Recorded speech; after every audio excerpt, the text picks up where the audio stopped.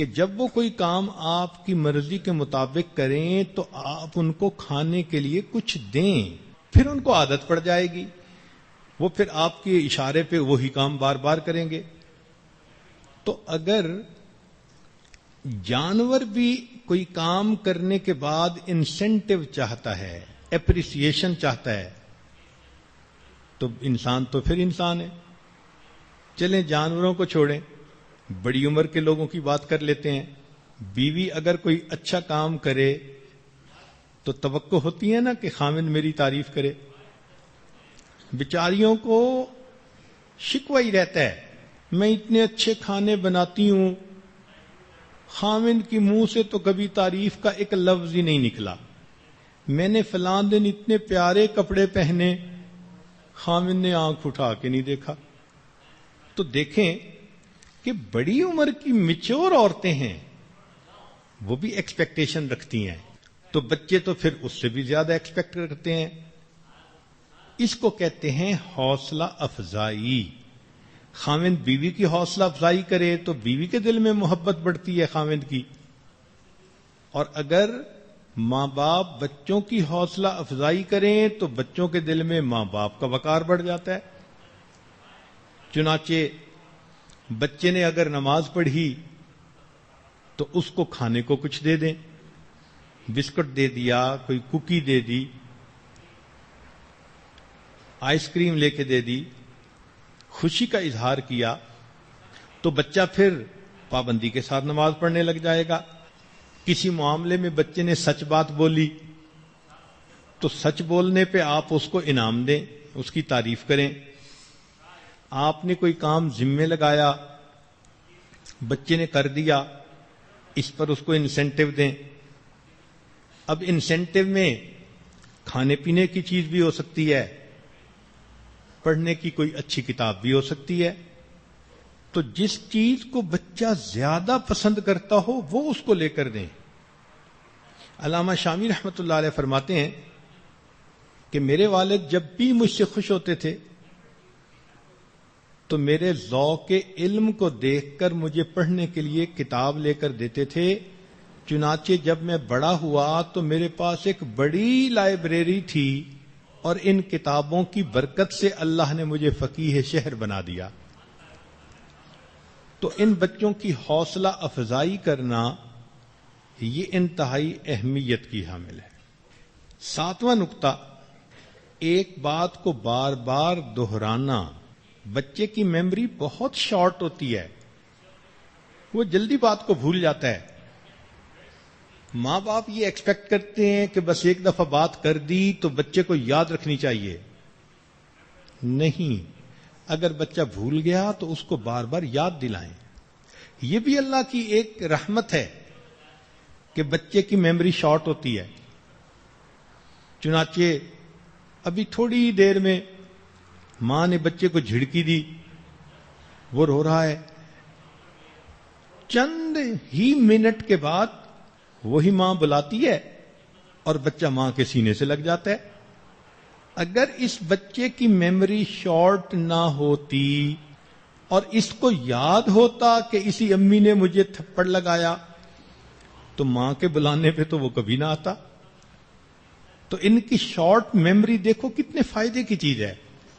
ابھی روتے ہیں، ابھی ہنسنے لگ جاتے ہیں، ابھی ان سے آپ ناراض ہوں تو وہ آپ سے دور بھاگ رہے ہوتے ہیں، اور ایک منٹ بعد محبت سے بلائیں تو فوراً واپس آ جاتے ہیں۔ تو اس شارٹ میموری کا فائدہ بھی بہت ہے۔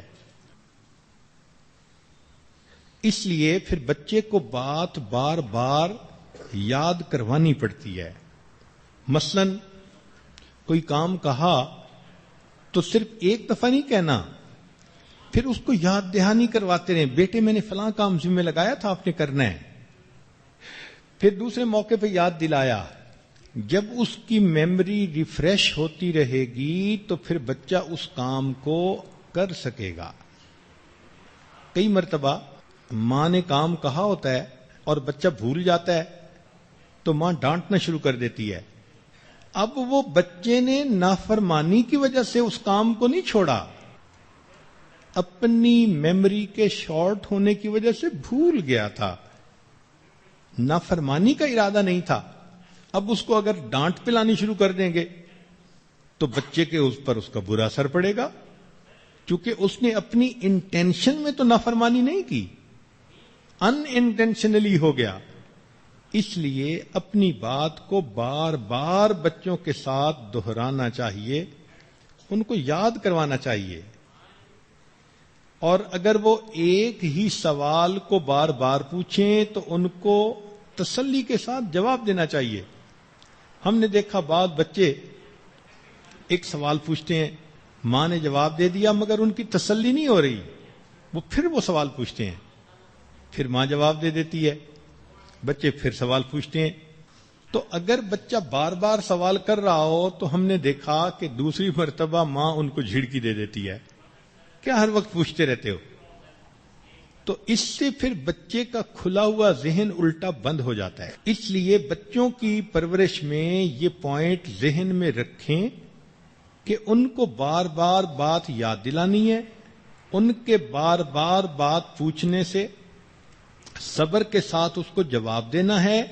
یہ ریپیٹیشن اس کی زندگی کا ایک حصہ ہے، اس پر پھر آپ کو غصہ بھی نہیں آئے گا اور آپ بچے کو اچھے انداز سے بھی ڈیل کر جائیں گی۔ اسی لیے تو شریعت نے بھی کہا کہ بچہ چھوٹا جو ہوتا ہے وہ مرفوع القلم ہوتا ہے، ان کے نام اعمال میں ان کے عمل نہیں لکھے جاتے کیونکہ بچہ ہوتا ہے۔ تو شریعت نے بھی اس کا لحاظ رکھا کہ بلوغ سے پہلے کے جو اعمال ہیں وہ اس کے نام اعمال میں نہیں لکھے جاتے۔ تو ہم اس چھوٹے بچے کے ساتھ ایسے ہی ڈیل کریں جیسے شریعت نے ہمیں سکھایا ہے۔ 8واں اصول کہ مرحلہ وار قدم اٹھانا۔ مثلا بچے کو کوئی کام کہنا ہے اور مشکل محسوس ہوتا ہے تو درجہ بدرجہ آہستہ آہستہ بچے کو وہ کام ذمہ لگانا۔ مثال کے طور پہ صبح کی نماز پڑھانا چاہتی ہیں تو پہلی مرتبہ ہی نماز کے لیے مت کہیں، پہلے قدم پر اس نماز کے وقت میں جاگنے کی عادت ڈالیں، یہ پہلا سٹیپ ہے۔ جب اٹھ گیا تو اب اس کے لیے نماز کو پڑھنا بھی آسان ہو جائے گا۔ تو مرحلہ وار انسان قدم اٹھائے۔ دیکھیں اللہ تعالیٰ اگر چاہتے تو شراب کو ایک حکم سے ہی حرام فرما دیتے، لیکن نہیں، مرحلہ وار منع فرمایا۔ پہلے مرحلے پر فرمایا لا تقربوا الصلاۃ وانتم سکارا، ایسی حالت میں نماز نہ پڑھو کہ تم نشے میں ہو۔ تو دیکھو اس سے دل میں یہ بات آئی کہ شراب کوئی پسندیدہ چیز نہیں۔ تو بہت سارے لوگ تو ایسے تھے کہ اسی پر ہی انہوں نے شراب پینی چھوڑ دی۔ جو پیتے بھی تھے تو وہ محسوس کرتے تھے کہ یہ انوانٹڈ چیز ہے، ناپسندیدہ چیز ہے۔ پھر دوسرے مرحلے پر شریعت نے کہا کہ اسمہما اکبر من نفعہما، اس کے فائدے تھوڑے ہیں، نقصان اس کا زیادہ ہے۔ تو اور لوگوں نے شراب پینی چھوڑ دی۔ اور تیسرا جب مرحلہ آیا تو شریعت نے کہا کہ ان الخمر، یہ جو شراب ہے اور فلاں ہے اور فلاں ہے، رجس من عمل الشیطان فاجتنبوہ، یہ شیطان کا عمل ہے، اسے چھوڑ دو۔ چنانچہ اب ایمان والوں کے لیے شراب کو مکمل طور پر چھوڑنا آسان ہو گیا۔ تو پہلے مرحلہ وار قدم اٹھایا گیا۔ بچوں کی تربیت کے معاملے میں بھی اس پوائنٹ کو ذہن میں رکھیں کہ آپ جو کام کہنا چاہتی ہیں اگر اس کے سٹیپ بنا لیں اور ایک ایک سٹیپ بچے کو بتاتی جائیں اور وہ بڑھتا جائے تو اس کے لیے کام کو کرنا آسان ہو جاتا ہے۔ 9واں پوائنٹ کہ بچے کو ترغیب اور ترہیب دونوں طرح کی باتیں کرنی چاہیے۔ ترغیب کہتے ہیں کہ اگر یہ کام کرو گے تو یہ ملے گا، اور ترہیب کہتے ہیں کہ نہ کرنے پر یہ سزا ملے گی۔ اللہ تعالیٰ نے ہم انسانوں کے لیے قرآن مجید میں یہی طریقہ اختیار فرمایا کہیں تو جنت کی تفصیلات بتائیں کہ نیکی کرو گے تو تمہیں جنت کا انعام ملے گا، خوشخبری عطا فرما دی، اور کہیں پر جہنم کے عذاب کو کھولا کہ دیکھو نافرمانی کرو گے تو تمہیں یوں جوتے پڑیں گے۔ تو انسان ترغیب سے متاثر ہوتا ہے، کبھی ترہیب سے متاثر ہو جاتا ہے۔ بچے کی تربیت میں بھی یہ دونوں چیزیں ہیں۔ ون سائیڈڈ پیار دیں تو بھی بچہ بگڑتا ہے، اور ون سائیڈڈ ڈانٹ ڈپٹ کرتے رہیں تو بھی بچہ بگڑتا ہے۔ یہ دونوں چیزیں ضروری ہیں۔ جیسا وقت ہو، جیسا ماحول ہو، جیسا موقع ہو، تو ماں کو چاہیے کہ اسی حساب سے بچے کو بات سمجھائے۔ تو یہ ترغیب اور ترہیب بچے کے لیے عمل کا راستہ آسان کر دیتی ہے۔ 10واں پوائنٹ، بچوں میں خود اعتمادی پیدا کرنا، سیلف کانفیڈنس پیدا کرنا۔ یہ سیلف کانفیڈنس انتہائی ضروری۔ جس بچے میں سیلف کانفیڈنس نہ ہو اس بچے میں لیڈرشپ پیدا نہیں ہو سکتی، وہ بچہ کبھی بھی ایک اچھا اور کامل انسان بن کر زندگی نہیں گزار سکتا۔ تو بچوں کے اندر یہ کانفیڈنس پیدا کرنا پڑتا ہے۔ حدیث پاک سے اس کی سند ملتی ہے کہ نبی علیہ الصلوۃ والسلام نے عبداللہ ابن جعفر رضی اللہ عنہ کو دیکھا کہ وہ ایک مرتبہ مارکیٹ میں کھڑے تھے اور خرید و فروخت کر رہے تھے۔ تو عمر تو چھوٹی تھی، لڑکے ہی تھے، لیکن ایک کام کر رہے تھے۔ نبی علیہ الصلوۃ والسلام نے ان کو کام کرتے دیکھا تو خوش ہو کر ان کو برکت کی دعا دی۔ اب یہ جو نبی علیہ السلام نے ان کو برکت کی دعا دی تو اس سے اس بچے کے دل میں ایک کانفیڈنس پیدا ہو گیا، ہاں میں یہ کام کر سکتا ہوں۔ تو آپ بھی اپنے بچوں کو چھوٹے چھوٹے کام اس طرح کے بتائیں کہ جو بچے کر سکیں، اور جب کریں تو پھر اس کی تعریف کریں، تو بچے کو ون پوزیشن میں رکھیں، اچیومنٹ کی سینس اس کے اندر پیدا کریں کہ بچہ کوئی کام کر کے یہ فیل کرے کہ میں نے اپنا ٹارگٹ اچیو کر لیا، میں نے آبجیکٹو کو میٹ کر لیا، میں ون کر گیا۔ یہ جو ون کی خوشی ہے نا، یہ بڑی نعمت ہوتی ہے۔ تو بچے کو ون پوزیشن میں لانا بچے کے اندر کانفیڈنس کو بڑھا دیتا ہے۔ تو خود اپنے آپ سوچ کے چھوٹے چھوٹے کام، چھوٹی چھوٹی باتیں ایسی بچے کو بتائیں کہ جو وہ کر سکتا ہو، آپ کو پتہ ہے کہ وہ کرے گا، اور جب وہ کر لے تو آپ اس کی تعریف کریں، اس کو فیل ہو کہ میں نے ون کیا۔ تو اس سے بچے کے اندر پھر خود اعتمادی بڑھتی ہے۔ 11واں پوائنٹ اور بہت اہم پوائنٹ کہ بچوں کی تربیت کے لیے انتہائی ضروری کہ ان کے دوستوں کا انتخاب اچھا کیا جائے۔ بچے اپنے ماں باپ سے جتنا سیکھتے ہیں اس سے زیادہ اپنے ہم عمر بچوں سے سیکھتے ہیں۔ اس کو پیئر پریشر کہتے ہیں۔ وہ ماں باپ سے تو دیر سے بات سیکھے گا اور دوسرے چھوٹے بچے سے جلدی بات سیکھے گا۔ ہم نے دیکھا کہ 10-12 آدمی بیٹھے ہیں، مرد عورتیں گھر میں، تو بچہ اپنا الگ کھیل رہا ہے۔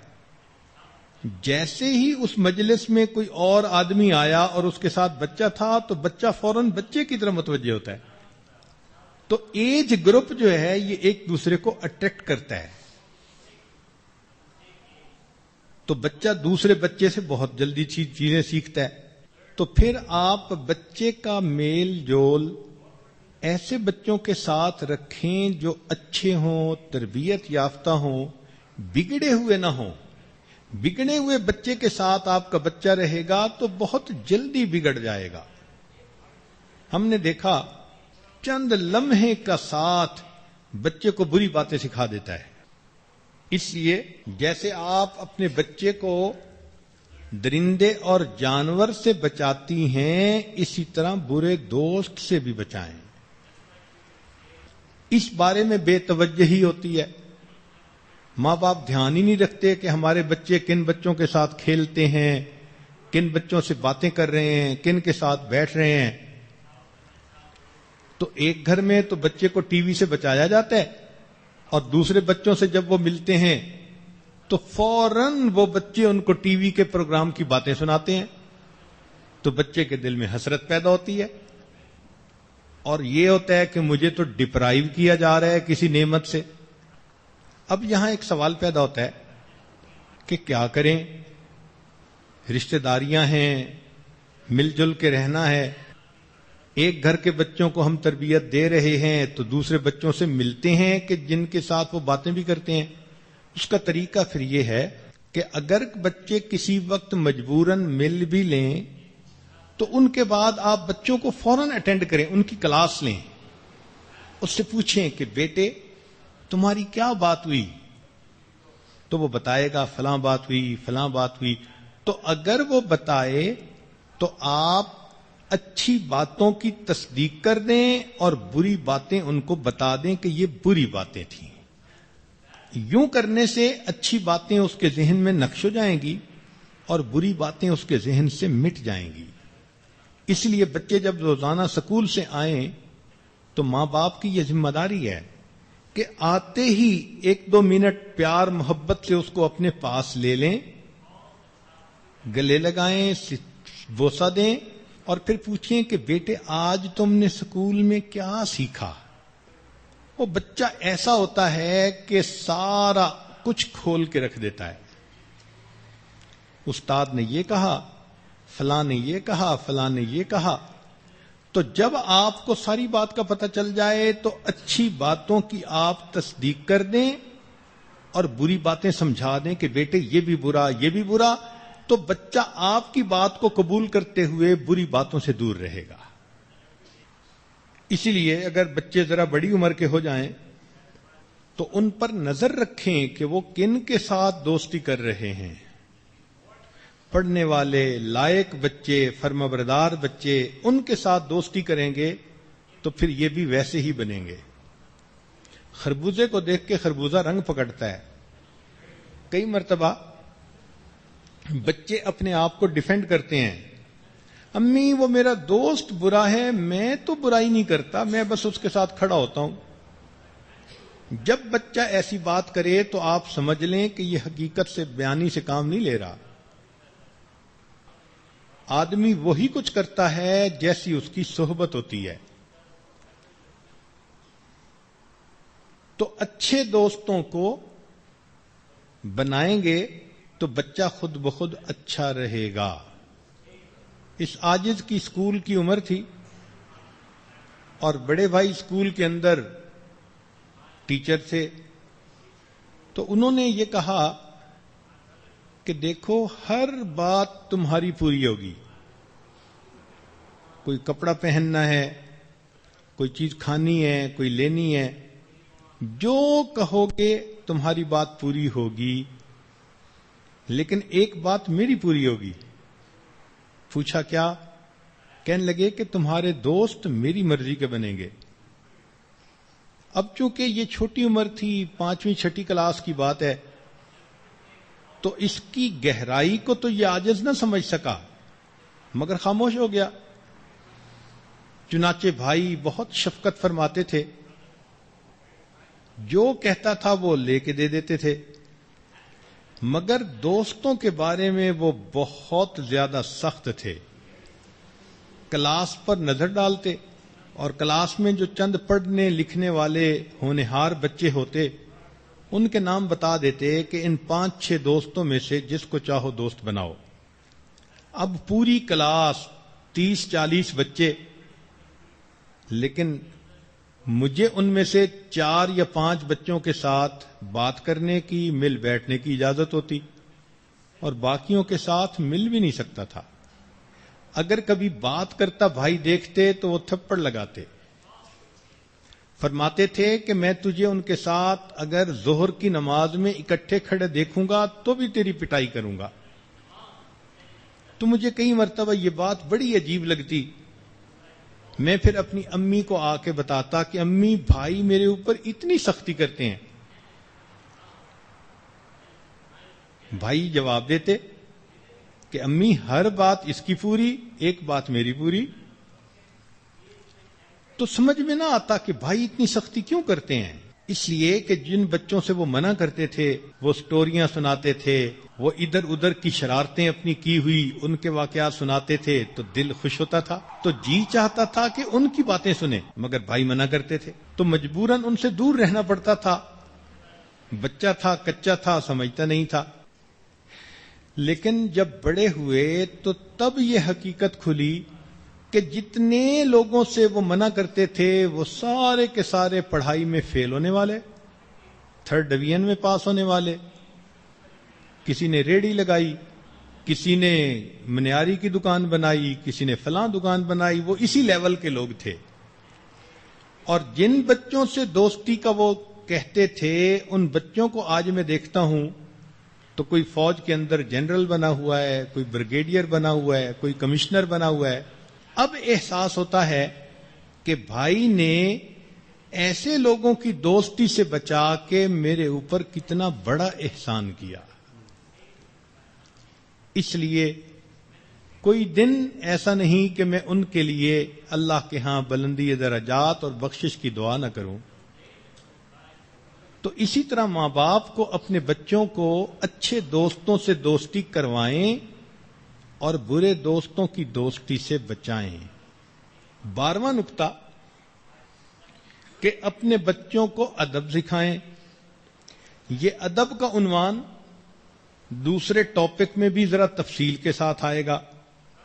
تاہم والدین سے کیسے ڈیل کرنا ہے، استاد کو کیسے بیہیو کرنا ہے، بڑے کے ساتھ، عالم کے ساتھ، بچے کو سمجھائیں کہ با ادب با نصیب، بے ادب بے نصیب.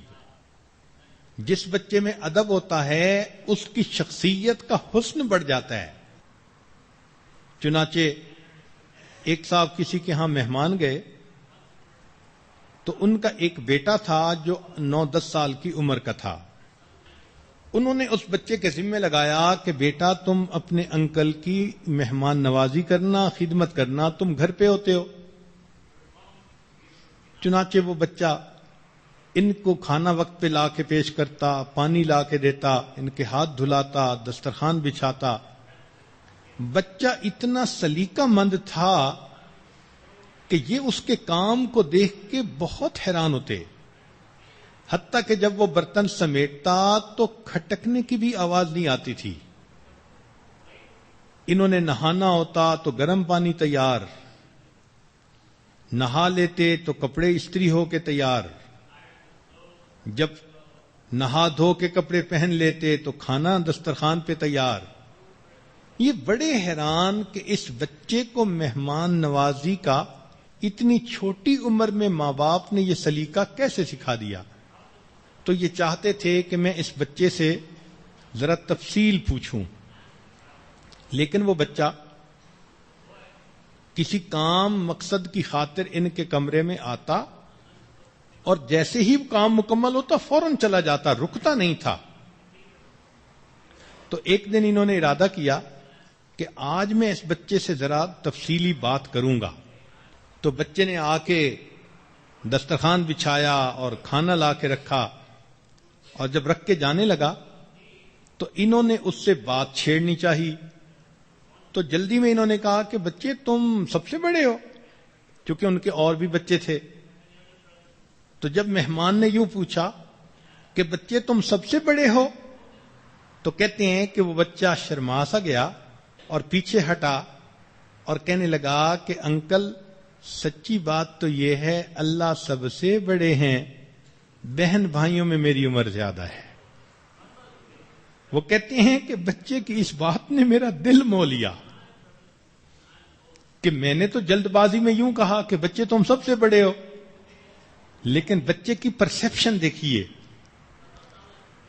کتنی باریک بینی تھی اس کے اندر کہ آگے سے جواب دیتا ہے انکل سچی بات تو یہ ہے اللہ سب سے بڑے ہیں، بہن بھائیوں میں میری عمر زیادہ ہے.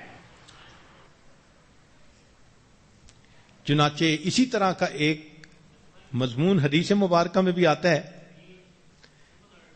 کہ سیدنا صدیق اکبر رضی اللہ عنہ کی عمر نبی علیہ الصلوۃ والسلام سے 2 سال کے قریب چھوٹی تھی، لیکن تاریخ میں یہ بھی آتا ہے کہ بڑی تھی. تو جس روایت میں یہ آتا ہے بڑی تھی، اس میں آتا ہے کہ نبی علیہ الصلوۃ والسلام نے ان سے پوچھا کہ کیا تم مجھ سے بڑے ہو؟ تو صدیق اکبر نے فوراً جواب دیا، اے اللہ کے نبی، انت اعظم و اکبر و انا اسن، آپ بڑے ہیں اور رتبے والے ہیں، عمر میں زیادہ ہوں. تو یہ گفتگو کا انداز انسان کی شخصیت کے اندر حسن پیدا کر دیتا ہے. اللہ تعالی ہمارے بچوں کو با نصیب با ادب بنا دے. وآخر دعوانا ان الحمد للہ رب العالمین.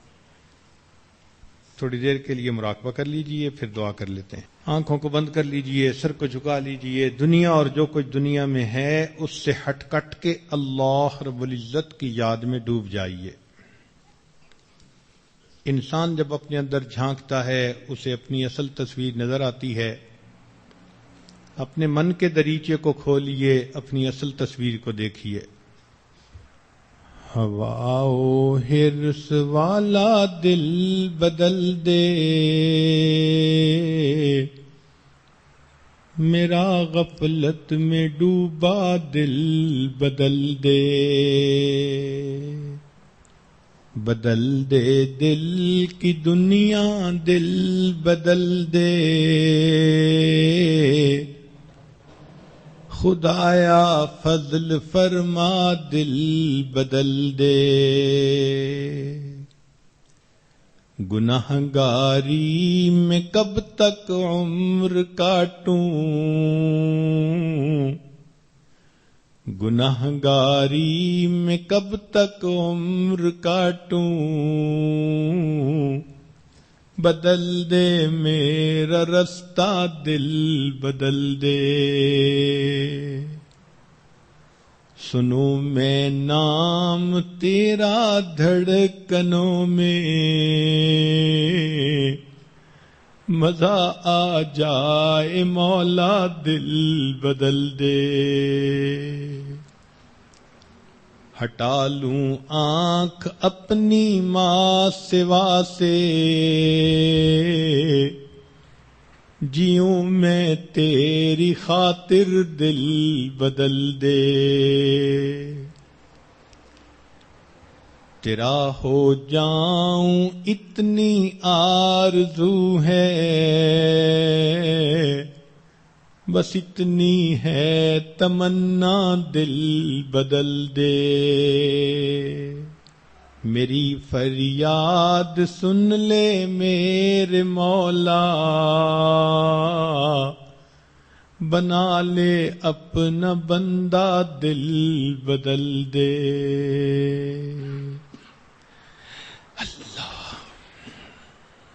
لا الہ الا اللہ محمد رسول اللہ. دعا کر لیجئے.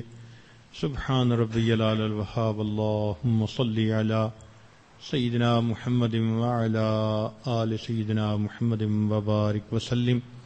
اے مالک، ہم آپ کے آج مسکین بندے ہیں، ہمارے گناہوں کو معاف فرما، خطاؤں سے درگزر فرما، عیبوں کی پردہ پوشی فرما. اللہ ہماری نگاہوں کو پاک فرما، دلوں کو صاف فرما، سینوں کو اپنی محبت سے لبریز فرما. اپنے عشق کی آتش ہمارے سینوں میں پیدا فرما. ہمارے انگ انگ سے اپنے ذکر کو جاری فرما، روئیں روئیں سے اپنے ذکر کو جاری فرما، ہڈی ہڈی بوٹی بوٹی میں اپنی محبت پیدا فرما. اے کریم آقا، اپنی رحمت کی نظر عطا فرما. رمضان مبارک کے اس مہینے میں اللہ ہمارے گناہوں کی بخشش فرما. اے اللہ، یہ آخری عشرہ ہے عتق من النار، آگ سے آزادی کا. اللہ ہمیں آگ سے آزادی عطا فرما دیجئے، بخشش ہماری فرما دیجئے. سائل ہیں، آپ کے دروازے پہ حاضر ہیں. اللہ رحمت کی ایک نظر فرما دیجئے.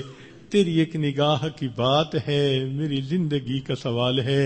اے کریم، آپ اپنے بندے اور بندیوں پر مہربانی کی نظر فرما دیجئے. اللہ اللہم انا نسألک الجنہ ونعوذ بک من النار. اے اللہ، ان عورتوں کی دلوں کی نیک مرادوں کو پورا فرما، ان کی اولادوں کو نیکوکار بنا، فرما بردار بنا، ماں باپ کی آنکھوں کی ٹھنڈک بنا، بگڑی ہوئی اولادوں کو نیکی کی توفیق عطا فرما۔ میرے مولا ان عورتوں کی جو بھی پریشانیاں ہیں ان کو دور فرما، نیک مرادوں کو پورا فرما، ان کا چل کے آنا قبول فرما۔ اللہ اس رمضان کی مبارک مجلس میں اٹھنے سے پہلے ہم سب کی مغفرت فرما۔ صلی اللہ تعالی علی حبیبہ سیدنا محمد و آلہ و اصحابہ اجمعین برحمتک یا ارحم الراحمین۔